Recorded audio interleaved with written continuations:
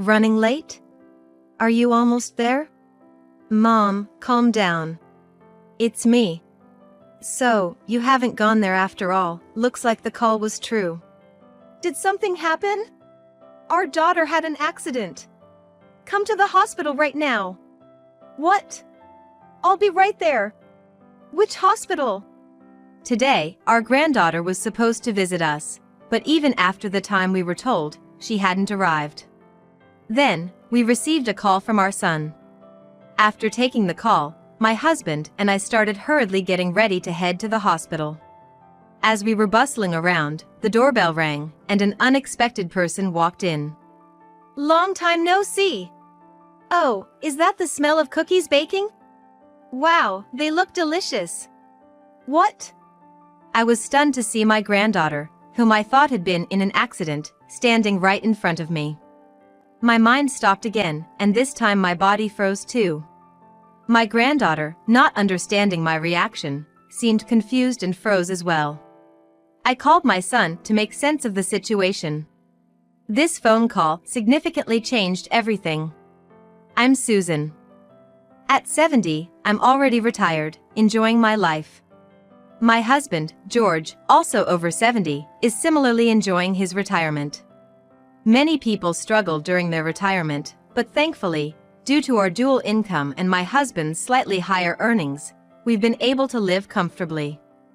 Our only son, John, lives about a 30-minute drive away with his wife, Lisa, and our granddaughter, Karen. Living nearby, John's family visits us every couple of months to check on us. Dad, Mom, is anything bothering you? Anything you need help with? Well, we can't think of anything right now. I looked up, crossed my arms, and thought hard, but couldn't come up with anything. It wasn't out of politeness to my son, we genuinely didn't need anything. Grandpa, here's the weed killer you mentioned before. I picked it up at the hardware store on my way here. Thanks, I was just about to run out. I appreciate it. It's no trouble at all. I'll put it in the shed in the garden. Thanks, I owe you one. Karen confidently walked to the small shed at the corner of the garden. My husband and I, trusting her, didn't move, but John and his wife looked puzzled, wondering where she was going. Karen often visits us on her own since her school is close by. She helps us with errands like shopping at distant stores and carrying heavy items, solving problems we face. Hence, we rarely need to ask John for help. She understands and takes care of us better than you do. That's true. I'm practically redundant here. Both our families laughed proudly, thinking of Karen. What's laughing about? Karen, having returned from storing the weed killer, joined in our cheerful atmosphere despite not knowing the context of the conversation. We were talking about you. How you always take good care of your grandparents. Taking care? I just like hanging out with you guys. Even so, you help us a lot, and we're grateful. I also enjoy learning various recipes and baking with Grandma. Well then, how about we bake something simple today? Do we still have pancake mix? Let's make microwave cookies. They take about 10 minutes, right? Maybe I should help too. Karen and I confidently headed to the kitchen, followed by Lisa. Karen quickly prepared everything, leaving me little to assist with. Lisa, unfamiliar with the kitchen, also seemed a bit lost. I gave up on helping with the baking and invited Lisa to help prepare the dishes and drinks instead. In the end, Karen almost single-handedly finished the cookies. Karen's baking skills are a result of her frequent visits. When she comes over, we often bake together. Eating the treats with my husband and Karen, chatting away, is one of our greatest joys. Although Karen loves indoor activities like baking, she's not strictly an indoor person. Listen to this. Karen rode her bike over 18 miles the other day. I just went to check out a new clothing store with my friends, that's all. From now on, take the train, it's safer. Oh, but train tickets are such a waste of money. You always rush out without telling us where you're going. We worry about you. True, you should at least let us know where you're going. Got it. I'll be more careful. Our granddaughter, looking a bit displeased, picked at the cookies. We've warned her many times about leaving the house without saying where she's going. But it's become a habit for her, one that doesn't seem to change. I'm guessing this time won't be any different. Now that she's a high school student, we're beginning to think maybe we shouldn't nag her about it so much. After John's family left, I washed the dishes and George tidied up the room. Another peaceful Sunday was coming to an end. We're living a relaxed retirement life and have a good relationship with John's family. I thought we were really living a good life. But bad things progressed unseen, and even then, it seemed like things were slowly turning for the worse without us knowing. As usual, after school, Karen came over to our house. We were making banana bread together, and she seemed happy. But having lived for 70 years, it was easy for me to see through a 16-year-old's forced smile. What's wrong? Did something happen? Guess I can't hide anything from Grandma, she replied, stopping her mixing. Her joyful expression quickly turned to one of anxiety. Actually, I've been thinking. Mom's been acting a bit strange. Lisa? Yeah, she changed her phone's notification sound recently. I think it's so she can tell who's calling by the sound. Sometimes she comes home smelling like someone I don't know. She used to come home from her part-time job earlier than me, but now she's sometimes later, and she keeps checking mine and Dad's schedules. With each mention of Lisa, Karen's face grew darker. Unlike in my youth, high schoolers these days have more experience with love.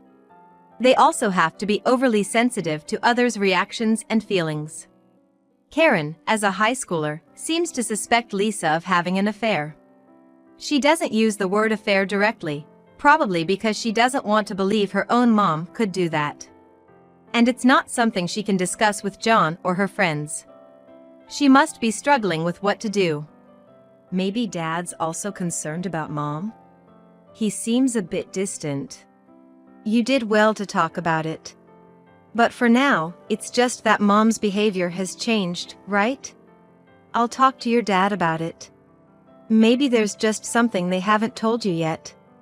I avoided the word affair too, choosing my words carefully, but the air was heavy. Wanting to lighten her mood, I hurried to put the banana bread in the oven. It would take about 40 minutes to bake. Normally, time flies as we chat, but that day, our conversation was sparse, and we couldn't take our eyes off the banana bread. That night, I decided to call John to check on the situation. Is everything okay between you and Lisa? Karen seemed worried. I was afraid she'd noticed. She's been quiet lately, staying in her room, talking less. Is Lisa really having an affair? I don't know. There's no evidence or certainty, just changes in her routine and interests.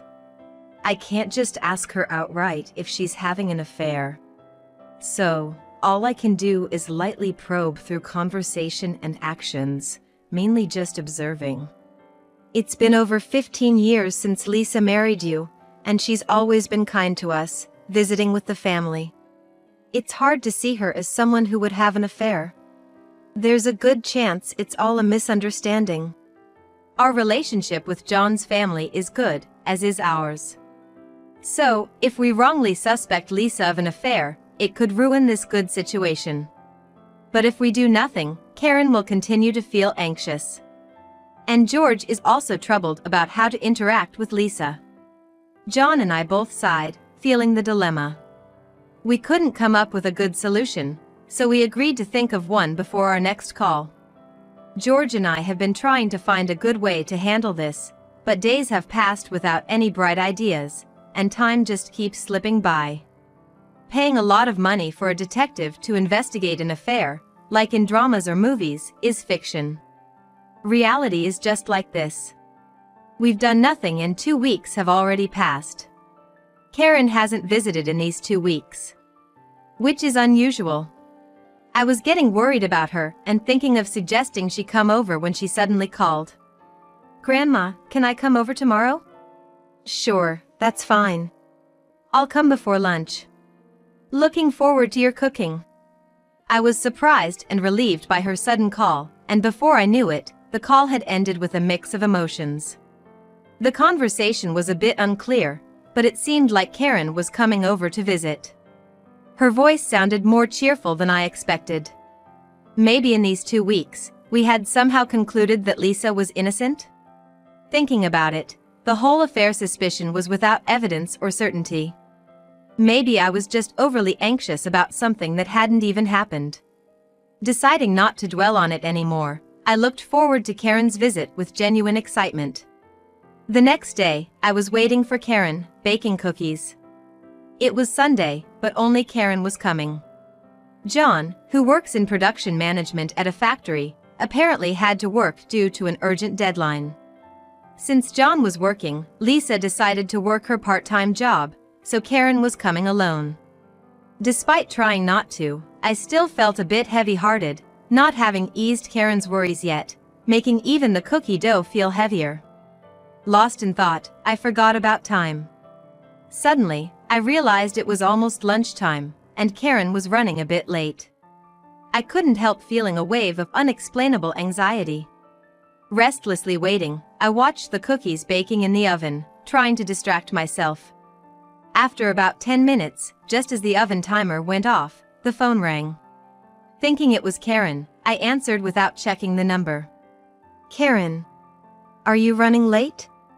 Are you almost here? Mom, calm down. It's me, John. Realizing it wasn't Karen, I felt a bit disappointed. But it helped me regain some composure. Hearing John's anxious voice on the other end, I asked, "It looks like you didn't go there after all. Then, it seems the call was true." What's wrong? Karen had an accident. Come to the hospital right now. What? I froze in shock, feeling like my soul was leaving my body. Mom! Stay with me. Get to the hospital. I'm on my way there too. I'll be right there. Which hospital? John's urgent voice snapped me back to reality. After explaining the situation to George, we hurried to get ready for the hospital. Just then, someone knocked at the front door, irritated by the untimely visitor. However, right now that's not my priority, so I ignored the visitor and focused on getting ready to leave. I heard the front door open. We always leave the door unlocked for Karen, who knocked at the door once to let us know she's arrived. This way of entering is typical of my granddaughter. Long time no see. Oh, is that the smell of cookies? They look delicious. What? What? I was stunned to see Karen, who I thought had been in an accident, right in front of me. Confused by my reaction, Karen seemed to freeze too. Time stood still for both of us. Karen? Weren't you in an accident? Yes, exactly. Why are you here? What do you mean? Accident? I just got delayed because I took the train after you told me not to ride my bike too far. It wasn't that you were late, so I thought you had an accident. John just called and said you were in an accident and at the hospital. Huh? Dad said that? George's voice brought us back to the present. Karen was safe and unharmed, that much was clear. My knees gave out in relief. Are you really not hurt? I'm not hurt. So, what's this about an accident? I don't quite understand either. Let me call your dad to sort this out. I decided to call John to understand the situation, hoping there might be some development. Regaining my strength, I headed to the phone. This call would significantly alter the situation. As soon as I called, John answered immediately. Mom, I know it's confusing, but listen. I'm at the hospital now, but they said no one was brought in due to an accident. I also had them call nearby hospitals, but it's the same, no accident victims. Calm down and listen. Karen is here with us, safe and sound. That's a relief. So, she's okay. What does this all mean? It was Lisa who received the call. They said our daughter was brought to the hospital after an accident. She rushed out of the house and bumped into me on her way back, so we both came here. Now we're thinking the call might have been a prank. Did the call come from the hospital? No, it was a cell phone number. They said emergency responders sometimes use cell phones, so it wasn't odd. But when we tried calling back, no one answered. I see, so it was a prank. But something's off. Mom, there's something I need to ask of you. Is that okay? John's voice grew softer, likely not wanting Lisa to overhear. After hearing him out, I hung up and quickly took action. An hour later, I was in John's living room, applying a band-aid to my scraped elbow, which was stinging. Mom! Are you here? I'm in the living room. John seemed to be back. We conversed loudly across the distance between the entrance and the living room. Once he knew I was in the living room, I heard the hastened footsteps of two people approaching. Mom! Are you okay? Did you get hurt? I'm fine. Just a small scrape. John entered the living room, gripping Lisa's arm, likely to prevent her from escaping. Looks like my suspicion was right. Now, Lisa, please sit down. We need to talk. I patted the sofa, gesturing for Lisa to sit. Once she was seated, John and I took our places opposite her. Lisa, possibly desperately thinking of excuses, remained silent, staring at the empty table in front of her. To get the conversation going, I decided to confirm today's events from the morning. Today John had to work, and you were supposed to be at your part-time job, right? Did you go? No, I didn't. I lied about having work today. After John left for work, Karen went out to play, right? So, what did you do alone at home? I went shopping alone. You're lying, aren't you? I didn't raise my voice but stared intently, putting pressure on Lisa. She seemed intimidated by my tone and gaze, shrinking a bit. So far, there had been no evidence or certainty about Lisa's affair, and even now, there was no evidence. But I was certain, so I decided to press her until she confessed. Weren't you at home all this time? With your lover?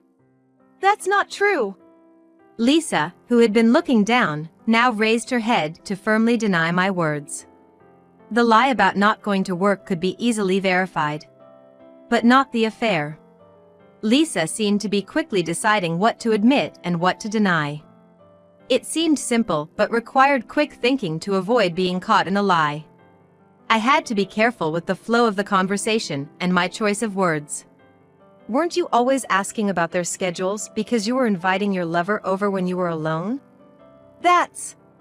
But today, John finished work earlier than planned, right? Yeah, there was some miscommunication between sales and the client, so there was no rush. I was supposed to work until evening, but I finished around midday.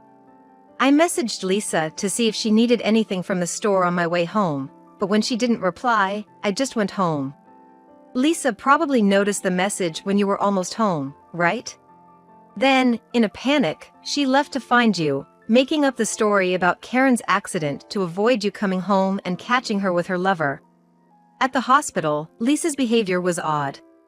She wasn't frantic about Karen's supposed accident, and when it seemed like the call might have been a prank, she suggested we go out instead of heading home.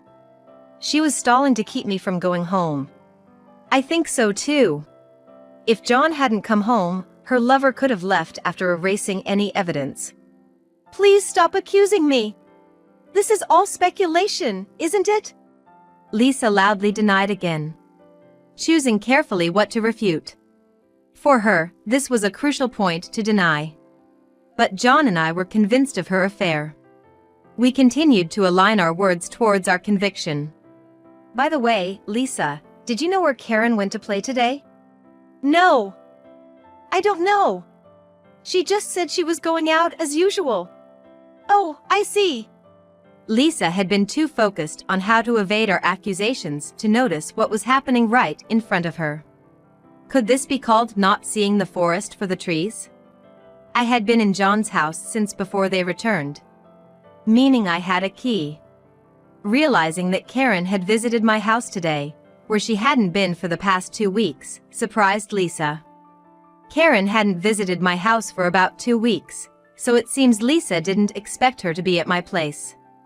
Because Karen came to my house, instead of heading to the hospital, I ended up calling John to confirm the situation, and my destination changed from the hospital to John's house. After the call with John, I borrowed a key from Karen, left her in my husband's care, and hurried into the taxi I had called to go to the hospital, but I actually went to John's house. In the end, I didn't use the key I borrowed from Karen, but without it, I might not have thought to go to John's house. Everything turned out disadvantageously for Lisa. It's either sheer bad luck, or perhaps a divine intervention against wrongdoing. Lisa noticed the band-aid on my arm. From the fact that I was at John's house earlier and got injured, she seemed to realize something. It was time to talk about my certainty of her affair. Actually, the house was unlocked, so I didn't need the key. I was shocked when I entered and found an unknown man there. He pushed me and ran out. This scrape on my arm happened then. It takes about 30 minutes to drive from my house to John's. But the taxi driver took some back roads and got there in about 20 minutes. Impressive professional skills. However, arriving too early meant I encountered Lisa's lover, who was in the middle of destroying evidence. The person who pushed me was your lover, right? I don't know such a person. Lisa firmly denied again. She seemed to think denying any connection to the affair would let her escape. Without tangible evidence like photos or recorded conversations, it's indeed the simplest and best strategy for her. But the moment I met the lover, Lisa's defeat was confirmed. So, the person I met was a burglar then? That would be the conclusion. Lisa, it's serious. A burglar entered this house. You need to call the police. Call the police? Of course. There was a burglary. But, we should check the house first to see if anything's stolen, right? You're surprisingly tolerant to let it go just because nothing was stolen. Or are you protecting the criminal? No. Then call the police now. Lisa took out her phone but couldn't make the call, just staring at the screen. John and I knowingly watched her, not intervening. The living room became so quiet, we could hear the clock ticking. After a minute of silence, Lisa still didn't call the police. Well, of course, she wouldn't. If she did, her lover could be arrested as a burglar. If it came out that he wasn't a burglar and Lisa knew it, she could be charged with making a false report. Plus, if she told the truth, it would mean confessing her affair. Reporting would turn into a much bigger problem than just admitting the affair. It seems you can't make the call. I'll do it then. Let's first check the house for stolen items. If nothing's stolen, there's no need to report, right? Besides, involving the police is troublesome. You might not report a theft, but I'm injured. I'll report it as an assault case. And I'll have to tell them about the break-in too. It might even be considered aggravated burglary.